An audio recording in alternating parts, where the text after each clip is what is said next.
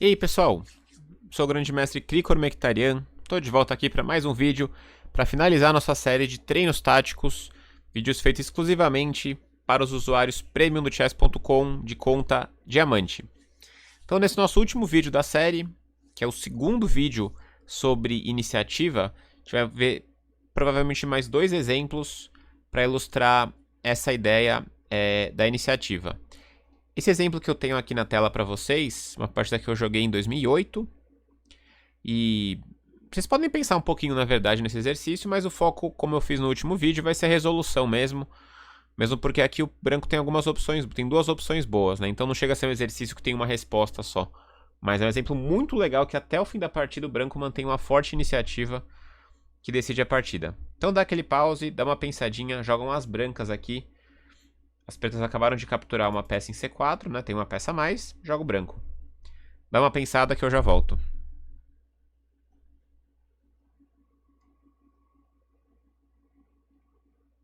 Beleza, então. Tô de volta aqui para mostrar a resposta para vocês. Não é bem a resposta, né? Porque é uma posição, como eu já falei, tem mais de um jeito de conservar uma vantagem. Então, bispo por C4 é um lance possível, que é o natural, né? Retomando a peça. Daí bispo P3 cheque, rei H1, bispo captura F4. Nessa posição, o preto tem um peão a mais. Tá claro que tem uma pressão forte aqui contra o rei das pretas, tem essa cravada aqui que é chata, mas eu vou jogar bispo P5 no próximo lance contra a torre F1, por exemplo, né? Jogo bispo P5, tenho duas defesas daí. Posso trazer mais defesa para o cavalo, né? Posso jogar torre G8, torre G6, ou H5 e torre H6. Então não vai ser tão fácil ainda ganhar de brancas essa posição. Então na posição inicial, as brancas jogam E5. Com a ideia de trazer um reforço aqui com o cavalo E4, porque essa cravada vai ser muito chata se o preto não lidar bem com essas ameaças. Então se D por E5, por exemplo, daí cavalo E4, seguido de bispo captura F6, que vai ameaçar o mate ali em D8, e também a torre caindo lá em H8. Então depois de E5, as pretas jogam bispo E3 cheque, rei B1. De novo, se peão toma cavalo E4, aqui as brancas ganham, né? Aproveitando essa cravada no cavalo de F6.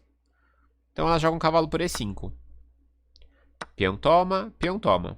Então nesse momento as pretas têm dois peões a mais, mas segue a cravada aqui em cima do rei de E7. Eu joguei cavalo E4. Agora o cavalo está caindo, sobrou uma última esperança que é bispo G5. O preto devolve um peão e alivia um pouco a pressão em cima do cavalo de F6.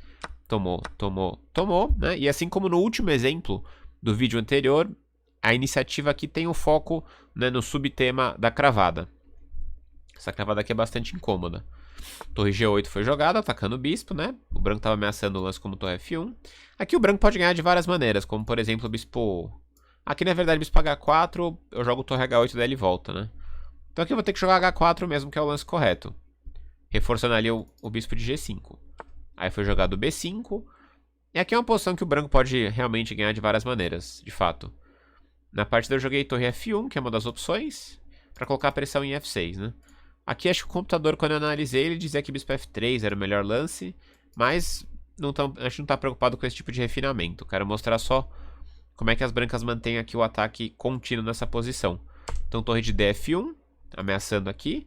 No caso de torre G6, a gente utiliza de novo o tema da cravada a nosso favor, sacrificando a torre, torre toma, e aí torre F1, recuperando depois em F6. Então depois de torre de DF1, as pretas jogam torre por G5, peão toma G5 e cavalo E4. E essa posição eu tinha pensado atrás e à primeira vista não parecia tão totalmente simples para mim. Porque ele já tem um peão pela qualidade, vai jogar bispo B7 e torre G8. Então a iniciativa ela evita também que seu adversário conclua os planos que ele está planejando. Você quer também atrapalhar os planos do seu adversário. Por isso, ao invés de fazer um lance passivo como torre G1, ou torre G1 aqui, eu joguei G6. É um lance muito importante para o branco não perder a iniciativa. No caso de peão toma, eu posso entrar com torre H6 cheque, rei D6, torre D1 cheque, rei C5 e aí bispo F3. Eu joguei torre cheque primeiro para evitar o duplo aqui em D2. E agora as brancas estão ganhas, porque eu não posso jogar bispo B7, né, desfazendo a cravada da diagonal por causa da torre de H7. Eu teria que jogar cavalo G5 para contra-atacar a torre de H7. Daí bispo por A8, cavalo para H7 e o lance triste para as pretas, torre D8. O bispo está preso aqui em D7 e em B7 também. Então depois de G6, meu adversário jogou F5, que é uma tentativa boa na prática. Aqui eu deixei passar uma chance boa, que era torre H7 cheque primeiro, e depois G7. Eu joguei G7 direto, e aí bispo B7, torre H8, achei que era uma vitória simples, mas aí cavalo F6 ele joga. E aí quando eu joguei torre G1, para tentar forçar uma coroação, ele podia fazer um lance muito bom que eu esqueci lá atrás, que é cavalo G8. E essa posição não é tão simples agora, meu peão tá em G7, muito forte, porém tá bloqueado, posso encostar ré F6 e tá vindo, F4, E4, F3, né? Mas aqui eu tive a ajuda do meu adversário, depois de torre G1, ele jogou torre G8, e aí eu joguei torre G6, ele foi obrigado a abandonar. Eu tô ameaçando jogar um lance como rei C1, primeiro para sair dos temas de mate, e depois torre captura F6. Né? Por que precisa do rei C1? Vamos dizer que ele joga um lance como E4 primeiro. Se eu jogar torre por F6 direto, as pretas jogam torre por G7, ameaçando o mate e depois capturando aqui a torre em F6 e o preto está completamente ganho, com 2 peões a mais e vários passados aqui no centro. Beleza, então vamos para o próximo exemplo. Esse aqui foi bem longo, na verdade, né? Que começou com esse E5. Né? A ideia principal é não retomar a peça em C4, mas manter a iniciativa de outra maneira, né? E5, aproveitar a cravada e depois joga o G6 lá na frente também, que é um lance importante. Então, beleza. Próximo exemplo. Na verdade, eu já coloquei aqui, falha minha, coloquei a posição resultante já. Como eu falei, se quiserem dar um pause e pensar, beleza, mas agora já apareceu na tela a resposta, né? O que não foi muito inteligente da minha parte. Mas, de qualquer maneira, o exemplo é muito bom ainda assim, porque eu estava mexendo na posição antes. Acabou aparecendo o lance aí de novo. Fiz isso no outro vídeo também. Bom, então jogam as brancas aqui. Uma posição estrutura assimétrica de peões, mas o preto está com o rei no centro. Um momento bastante interessante para a gente aproveitar a iniciativa. E de novo, a iniciativa ela é o quê? É você se segurar para não fazer lances muito defensivos, tipo G3 defendendo o peão de H2, né? Ou H3. Então aqui o branco jogou cavalo por C6 primeiro. No caso de bispo por C6, o branco tem um tema tático legal, que é torre por bispo, dama por D6 e agora sim E5, depois capturando o cavalo em F6, com 2 por 1, vantagem decisiva aqui para as brancas. Então depois de cavalo C6, tomou em H2, rei H1 e agora bispo captura C6. E aqui é um momento bem importante, né? Porque o lance mais natural seria jogar G3 para prender o bispo do Fischer aqui, né? O tema clássico do Fischer contra o Spassky. Só que aqui o preto toma o peão em G3, toma, dama toma, e depois de dama G2 ele pode manter o jogo. Pode trocar as damas também, já tem 3 peões pela peça, mas pode jogar um dama E5 também, botando uma pressão aqui em E4 e preparando o roque e depois torre D8. Mas trocar as damas já parecia bom aí para as pretas, na verdade. Então, ao invés disso, o branco usa a iniciativa mais uma vez, focando aqui no rei preto que está no meio do tabuleiro, com o cavalo D5, que é o lance que já colocado já no começo do vídeo. Mas tudo bem. Se E por D5, eu jogo E por D5 cheque, abrindo a dama, rei sai e aí D por C6. A iniciativa nesse caso é indiscutível, né? Porque o rei vai ficar no centro em F8 e tem o bispo preso em H2 também, que pode ser prendido com G3.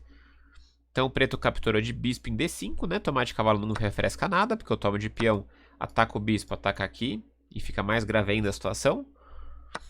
Então o preto teve que tomar de bispo em D5. Essa é uma partida na Alemanha, 2016. E por D5, e aí as pretas jogam roque. Depois de roque, as brancas jogam D captura E6, para tentar retomar em F7, ficar com um peão a mais, além de algum ataque. O preto preferia sacrificar o bispo mesmo, ao invés de... Porque pode puxar o bispo aqui para E5, mas depois de E por F7 a vantagem branca parece totalmente suficiente para a vitória, né? Peão a mais, par de bispo, rei preto bem acuado ali em H8. Jogou F por E6, e agora o branco joga G3, bispo toma, peão toma, dama toma. E para finalizar então esse vídeo, essa série de vídeos de treinos táticos, a última pergunta então, dá aquele pause, jogam as brancas, tenta procurar o lance que o jogador de brancas fez aqui e acabou ganhando em poucos lances.